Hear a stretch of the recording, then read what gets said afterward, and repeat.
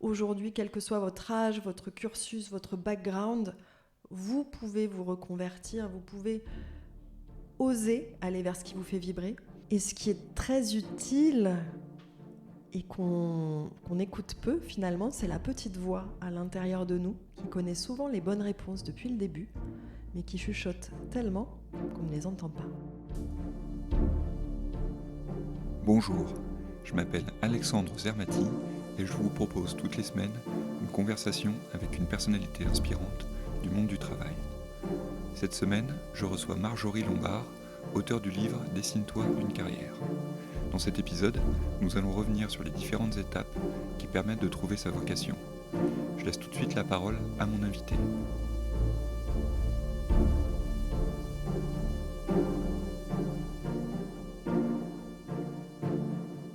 Donc je suis Marjorie Lombard, je suis la créatrice de Dessine-moi une carrière, que j'ai créée en 2013, suite à une reconversion professionnelle de ma part. Et je suis experte auprès des femmes qui veulent se reconvertir pour trouver le job qui les fait vibrer, leur vocation, en tous les cas un projet qui fait sens. Les femmes sont plus habituées à se remettre en question et à accepter que finalement, c'est peut-être pas la peine qu'elles peinent à chercher du pouvoir.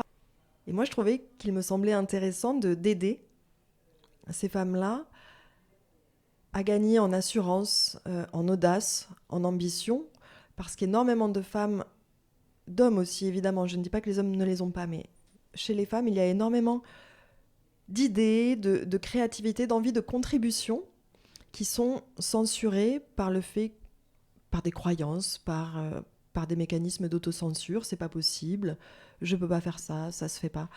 Et comme j'ai quand même toujours eu un côté un peu anticonformiste, ça me plaît d'aider les personnes qui veulent se réaliser de cette façon-là. Eh bien, ça me plaît d'être là pour elles si cela résonne chez elles aussi. Je n'aime pas la norme, quelle qu'elle soit. On a besoin de cadres et de structures, mais effectivement, je n'aime pas forcément les normes. Et l'essence de mon travail est d'amener la personne que j'accompagne à trouver sa singularité. Donc ce qui va faire qu'elle est unique, elle, et que son projet va être unique. Et un projet unique peut ressembler à d'autres, ou un projet unique peut être différent d'autres, mais c'est cette singularité qui va faire aussi que la personne va être certaine de son cap. Ça va tellement lui ressembler. Et on l'aura étudié, et on aura vu les freins, les obstacles, les points d'appui. Je ne voudrais pas que ça donne l'air d'être complètement idyllique, parce que ça ne l'est pas non plus.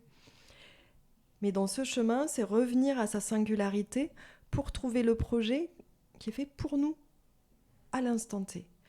Et si il est modeste, c'est parfait.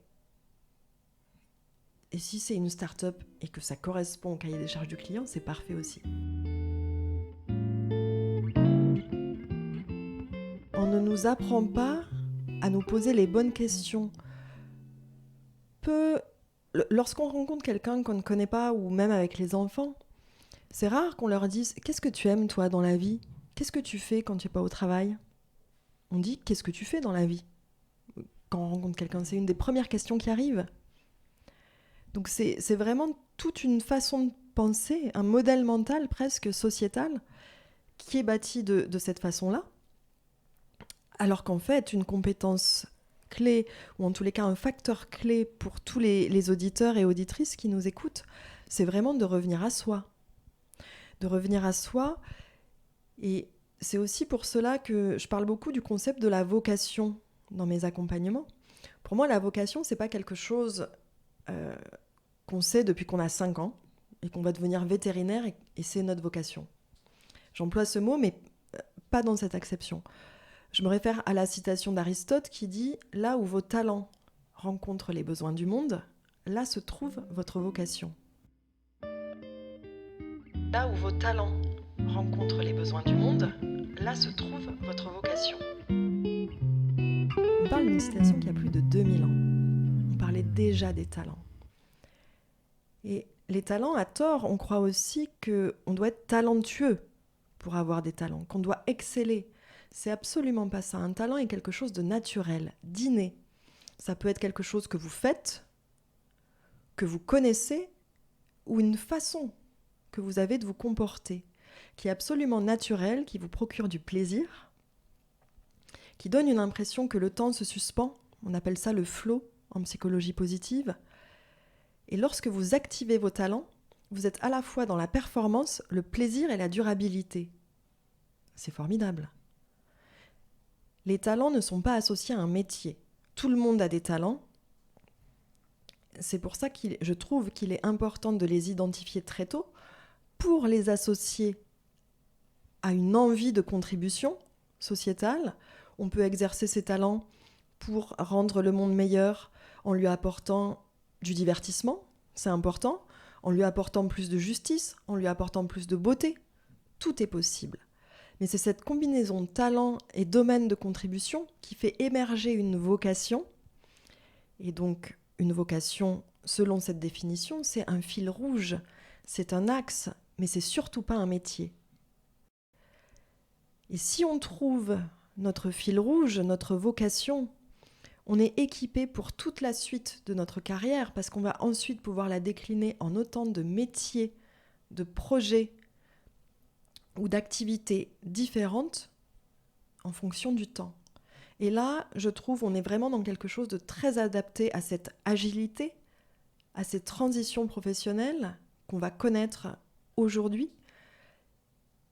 Et donc c'est, selon moi, opérant. Tout le monde n'a pas besoin de trouver du sens dans son travail, je suis d'accord, je ne suis pas prosélyte, ou je ne pense pas qu'aujourd'hui tout le monde doit s'accomplir, mais on est de plus en plus à avoir ce besoin de sens, également chez la population qu'on appelle les hauts potentiels, les zèbres, les surdoués, etc. Le besoin de sens est de plus en plus prégnant, et donc aller vers cette vocation et arriver à la décliner en des projets professionnels concrets qui rentrent dans ce fil rouge, est quand même une voie de développement et d'épanouissement assez certaine.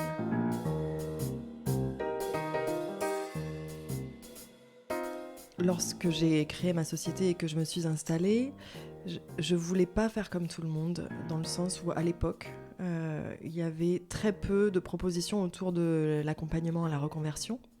On connaissait beaucoup les bilans de compétences, la PEC et autres, qui utilisaient des méthodes et des techniques très classiques, conventionnelles, voire des tests. Et moi, très rapidement, alors que j'ai fait un mémoire sur les tests et que je les connais bien, j'ai décidé de ne pas les utiliser et de faire plutôt appel à des approches expérientielles ou ludiques ou créatives. Donc des approches à forte sensibilité, à forte dominante sensible et créative. On peut être créateur de sa carrière, créateur de son projet, créateur de sa vie au sens large. Et il y a effectivement une dimension, alors je ne sais pas si c'est artistique, mais créative en tous les cas marquée, puisque je vais faire dans certains exercices et dans certaines des étapes, pas toutes parce que ça n'aurait pas de sens, mais je vais faire imaginer, rêver, parfois représenter, peut-être avec du dessin, peut-être avec d'autres supports, le processus d'élaboration du projet.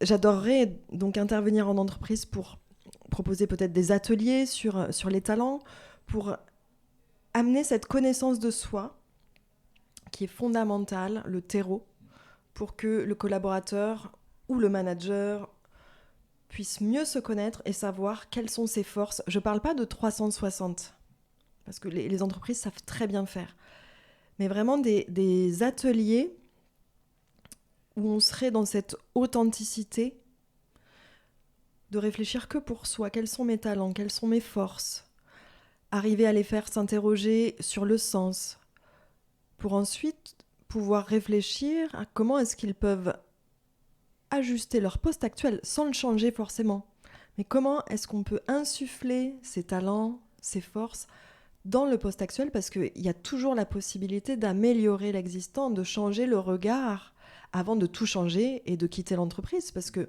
la reconversion professionnelle à 180 degrés est une aventure magnifique, Mais tout le monde n'en a pas besoin. La reconversion professionnelle à 180 degrés est une aventure magnifique. Mais tout le monde n'en a pas besoin.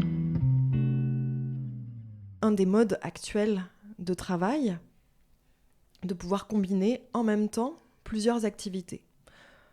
Certaines personnes y arrivent mieux que d'autres, parce que même si le mot peut faire envie, au quotidien, c'est quand même, il faut avoir l'esprit de jongle assez développé. Et pour arriver à nourrir chacune de ses parts et à rester performant, ça demande de l'organisation, de l'adaptation, et c'est pas quelque chose qui est fait pour tout le monde non plus. Il faut pas que ce soit perçu comme la solution magique, mais c'est génial que ça existe. Il y a des tendances, les cadres sup qui veulent travailler de leurs mains. Il y a 20 ans, c'était ouvrir la chambre d'hôte. Aujourd'hui, c'est ouvrir sa boulangerie, son bar à vin. Ce sont des tendances qui sont pas représentatives. On parle de tendances très urbaines. Si on prend à l'échelle du territoire, de la France, ça se régule. Mais effectivement, il y a des tendances. Une autre tendance, c'est l'accompagnement. Je vais devenir coach, c'est génial. Je confirme, j'adore ce que je fais. Je m'éclate. En revanche, tout le monde n'est pas fait pour être coach. Et Dieu merci, qu'est-ce qu'on s'ennuierait si on n'était que des coachs. Mais il y a des métiers qui attirent. Et l'écueil à éviter serait de se lancer dans le coaching, dans l'ouverture de la boulangerie, du barbier, du commerce de vin. L'erreur serait de s'y lancer sans avoir réfléchi, sans avoir pris le temps de pourquoi on va faire ça. Ça, c'est l'écueil principal. Pour de nombreuses personnes, ce qui est le plus facile à faire, c'est de fuir. Donc on est dans un poste qui ne nous convient plus. Et puis, si on y arrive, on va faire une rupture conventionnelle. On va quitter le job et on va se lancer soit dans un projet, soit dans une formation, bille en tête. Et ça, c'est le véritable écueil à éviter. Parce que ça va soulager à court terme, mais ça ne va pas durer. Et je récupère, entre guillemets, de nombreuses personnes parce qu'elles me disent, ben voilà, j'ai quitté ma boîte, j'ai fait une formation, et en fait, je me rends compte que ça ne me plaît pas. Ou bien je me rends compte que c'est bouché. Et c'est comme si elles avaient pris le problème à l'envers. Elles ont fait les étapes. Il y a des étapes. Je reprends toujours la métaphore des paliers à franchir. Donc ça, ce serait vraiment un écueil, se lancer bille en tête pour fuir l'inconfort ou l'insatisfaction.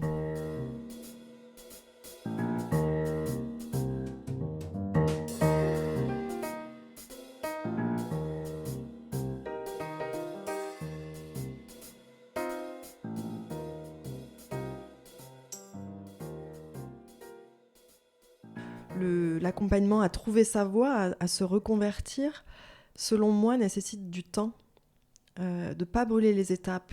Et ce n'est pas en une séance qu'on va y arriver, parce que dans ce cadre-là très spécifique de se reconvertir, de changer radicalement de voie, il va falloir que la personne, même si elle est prête et même si elle en a l'envie, puisse faire sauter des résistances, certaines croyances ou certaines barrières, avant de pouvoir vraiment y aller.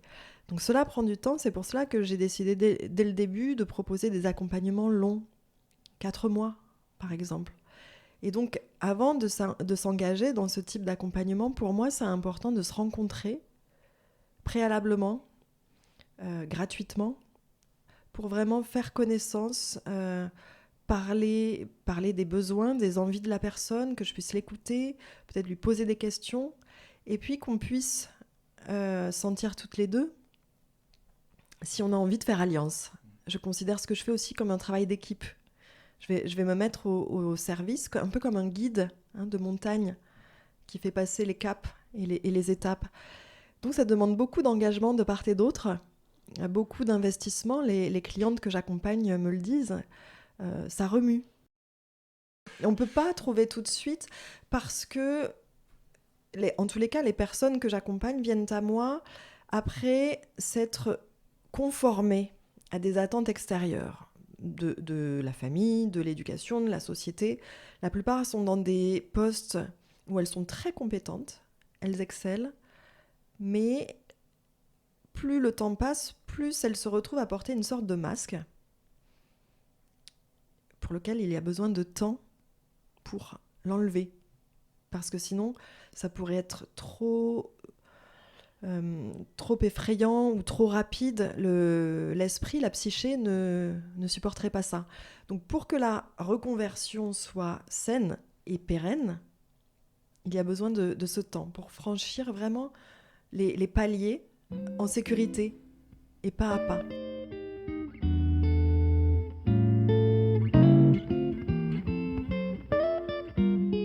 Il y a un livre que je recommande particulièrement sur cette question de la vocation. C'est un livre qui s'appelle « À chacun sa mission » de Jean Montbourquette. Jean Montbourquette est canadien et c'était aussi un prêtre et psychothérapeute en même temps. Donc, un bel exemple de slasher avant l'heure.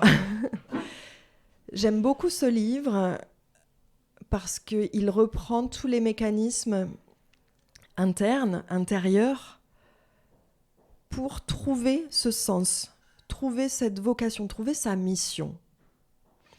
Donc ce livre, c'est vraiment une recommandation sur le sujet. Il existe très peu de livres, je trouve, profonds. Voilà. Je trouve qu'il existe peu de livres profonds sur le sujet de la mission professionnelle et de la vocation. Celui-ci en est un. Et un autre livre qui, moi, m'avait beaucoup aidé au moment de ma transition, c'est le livre des 3 kiffs par jour de Florence Servan-Schreiber, qui a contribué à faire connaître la psychologie positive en France. Je trouve qu'elle a une écriture très drôle, très légère. Le livre se lit de bout en bout. Et je le recommande parce qu'il parle de la psychologie positive, des talents, des forces, mais il donne aussi beaucoup de trucs très concrets, des exercices pour aider à changer son état d'esprit et à regarder comment on fait pour réussir. Et non pas qu'est-ce qui se passe quand on va mal, qui est la majorité de la psychologie actuelle. La psychologie positive s'attache à étudier les mécanismes scientifiques du bien-être et de la performance.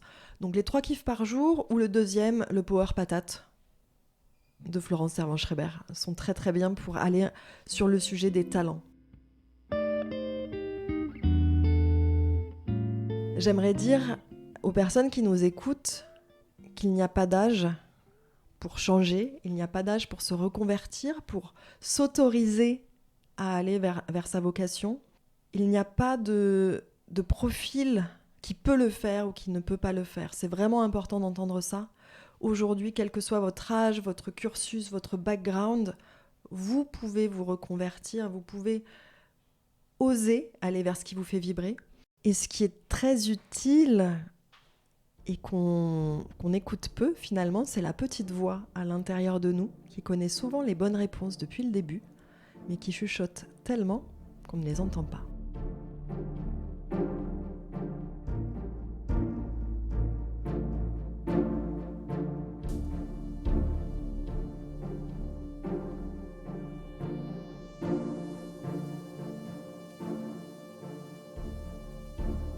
Merci à Marjorie d'avoir accepté mon invitation, et si cet épisode vous a plu, n'hésitez pas à lui mettre 5 étoiles sur Apple Podcast et à en parler autour de vous. À la semaine prochaine pour un nouveau numéro d'ASAP.